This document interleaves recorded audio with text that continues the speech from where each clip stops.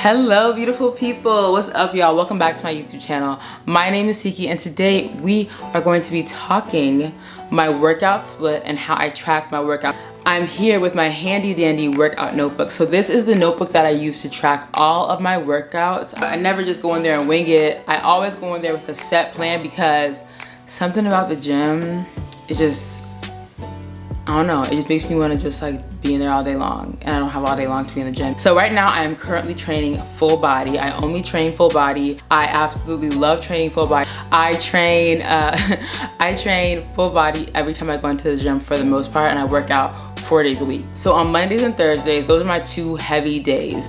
I love that. Like I love training heavy 2 days a week. I think that's like my sweet spot. At the absolute most, I will do 3 days if I'm just feeling a little, you know, strong and I just want to get in there and like, you know, just lift a bunch of weight, then I'll do that. But sometimes that 2 days, that 2 days of heavy lifting is just the sweet spot for me. So on Mondays I do my hip thrust, I do my push press, I do my deadlift, I do my seated cable row, I do hamstring curls, and I do alternate bicep curls. I stay within rep range of 6 to 12. Closer to 6 though. I usually don't get above the rep range of 8 on Mondays. And I'll show you guys how I write everything down. So I have the date, right? Normally I write like fasted or not fasted, but I have the date, I have how I'm training full body, and then I have hip thrusts for sets of 8 for 185, my push press, and what I do is I write like my goals. So if I'm trying to do a push press for 45 pounds, I don't know going into the gym how many reps I'll get out. And so then on Thursdays I go, once again I got the date. I have the date, this is the wrong date, I got the date, but I do my squat or my box squat. I do a dumbbell glute bridge just for 1 set. I do a bench press. I do a lateral raise, Romanian deadlift, and I do face pulls. And then sometimes, if I'm really feeling good, I'll do some. All right, Louis, I'm filming a video, babes. Guys, this is Louis. He wanted to be in the video. It's very rude. He doesn't even work out. Anyways, so yeah, so this is my like Thursday workout. So as you can see, I'm hitting both my anterior chain, right, and my posterior chain all the way. So anterior, you know, that's the front, chest, abs, quads, and posterior, that's your back, you know, your lats, shoulders, glutes, hamstrings, calves, okay? So I hit all of that on both of those days. Then I go back and on Tuesdays and on Fridays, I train unilaterally. So I'll do a stagger stance Romanian deadlift. I will do a Bulgarian split squat. I'll do like a single leg Romanian deadlift. I do some core work on those days as well. So I'll do like a bird dog. I will do a glute bridge again. I will do some like some of the core exercises that I did when I was in ballet. Like, I don't know what these are called, but they're really good for your to train your transverse abdominis. So I'll do like some deep core work on those days as well. And then on those days, I normally will also do some cardio. So right now I'm just doing like regular moderate steady state cardio. I think moving forward I'll be adding in some HIIT days just because I want to like lose some fat. But yeah, and then on those days I also do something for speed. So I will do like some kettlebell swings, or I will do some ball slams. That's like for speed and power. Not speed, for power. I'll do kettlebell swings, I'll do ball slams, I'll do overhead ball throws. I will do like crossbody chops. I try to get some rotational work in with at least twice a week. Yeah, so that's how I train throughout the week. I do 2 heavy days, I do 2 core and unilateral days, And then on Saturdays, sometimes I'll throw in like a glute day or like a light shoulder day, or just like a day where I'm just in there like just doing cartwheels and like dancing around and having fun, just moving my body. Like it just depends. And then I also walk. Like I take walks all the time, and I work like I'm a server, so I'm on my feet a lot at my job. So that's like a good way to stay active as well. And how I track. Now let's get into how I track my workouts. So I hope this makes sense, but whenever you work out, you want to have a couple of things written in your notebook. So I recommend getting a paper notebook. I got this for 89 cents at Walmart, but get one of these, and I say write down your workout, because I'm telling you, it is so inspiring. It is so inspiring when you flip through this thing and you see how you've come up. You're like, yeah, that's right, I did that. Like, you feel so good, like flipping through and seeing the growth. Like, you feel so great. Let's use the other day for an example. So I did hip thrust, and I did 3 sets. I did 6, 8, 8, and 185. So that means that my first set, of course, was 6, second set was 8, second set was 8, and 185. Those last 3 reps for me are always the hardest part. Now, I will say this, your last 3 reps, if you're trying to gain muscle, needs to be challenging, but you should still be able to do them with pretty good form, okay? It doesn't have to necessarily be beautiful.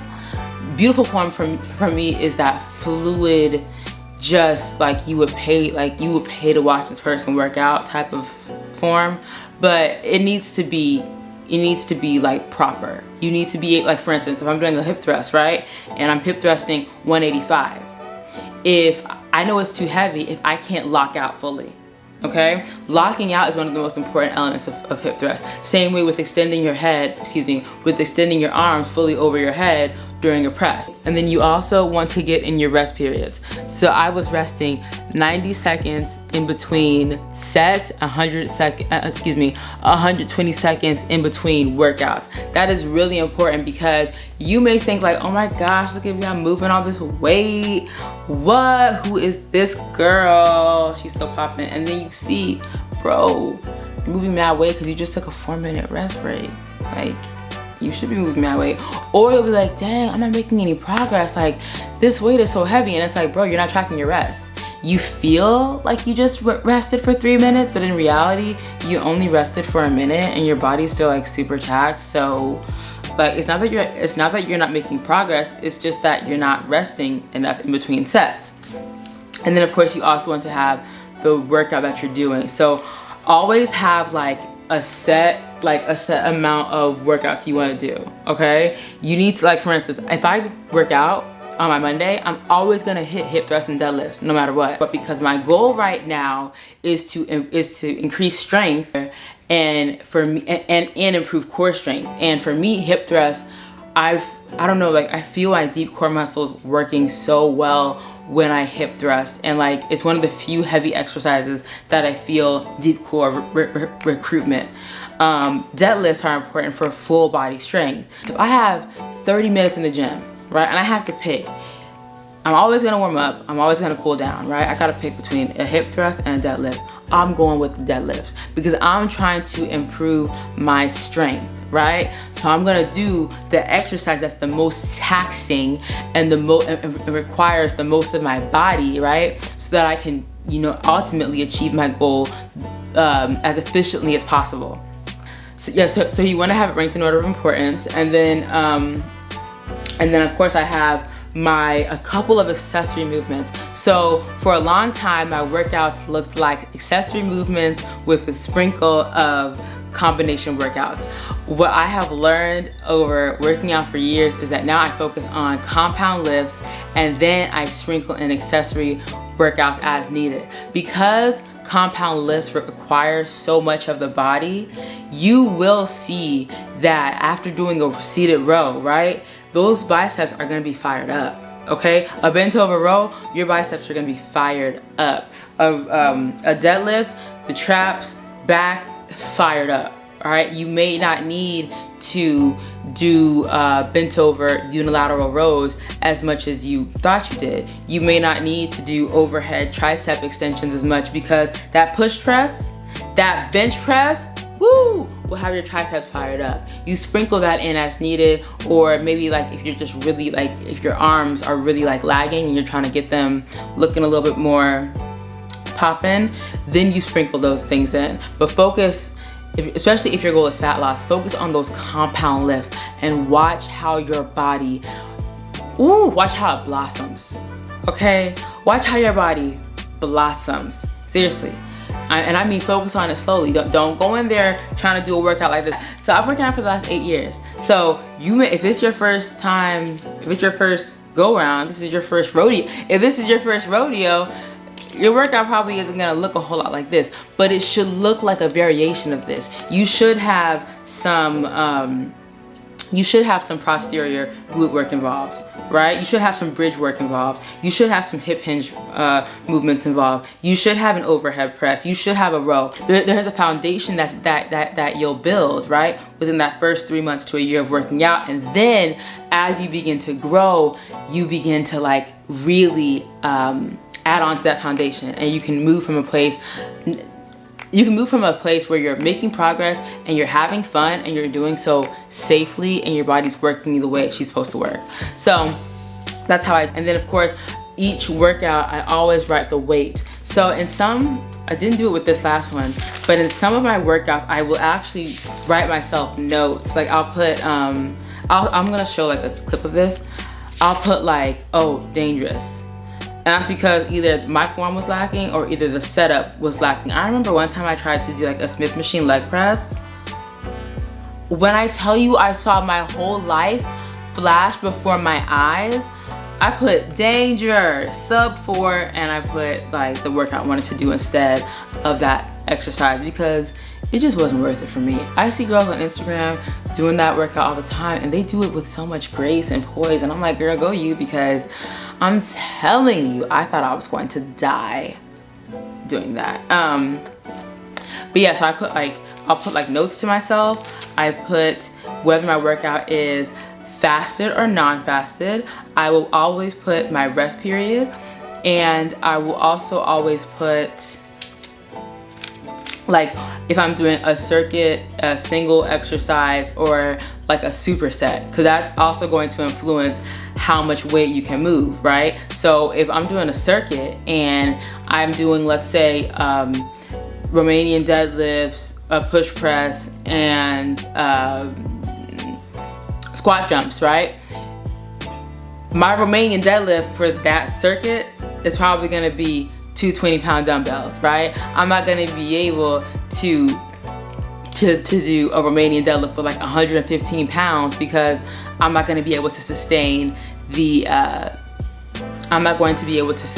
form proproperly. I could get hurt more easily. So yeah, so those are the things that you want to make sure when you are tracking your workouts, regardless of what your goals are. You always want to have your exercise, you want to have your sets, you want to have your reps, you want to have your rest periods, of course the date, and how you feel as you work out. Write little notes to yourself. And then on top of that, I also like to write stuff like, I'll write like little like motivational things to myself. Like I'll be like, you want it, so go get it. Like I like legit write stuff, and like that, and like this is just a part of like writing the motivational stuff. I feel like it helps you in your workout, but it gets you fired up in your workout so that you can go out and do what you want to do. Like, cause like I love working out, but like it gets me fired up for like my purpose. That makes sense. That's like weird, but yeah, I'll be like, you want it, so go get it. Or I'll be like, don't think of the problem, girl. Think of the solution. Like, or I'll put like focus on the right things,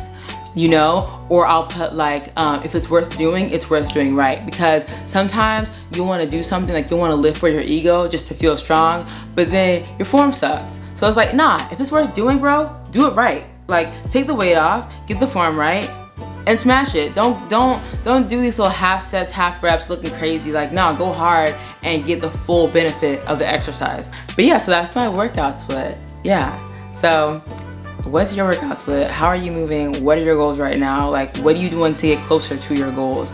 Workout or not, I'm curious. Yeah, so that's how I track my workouts to make sure that I am making progress. How are you tracking your workouts? Are you tracking your workouts? If you're not, start like today. Go get you a little 89-cent memo pad from Walmart and start tracking your workouts and see how you grow.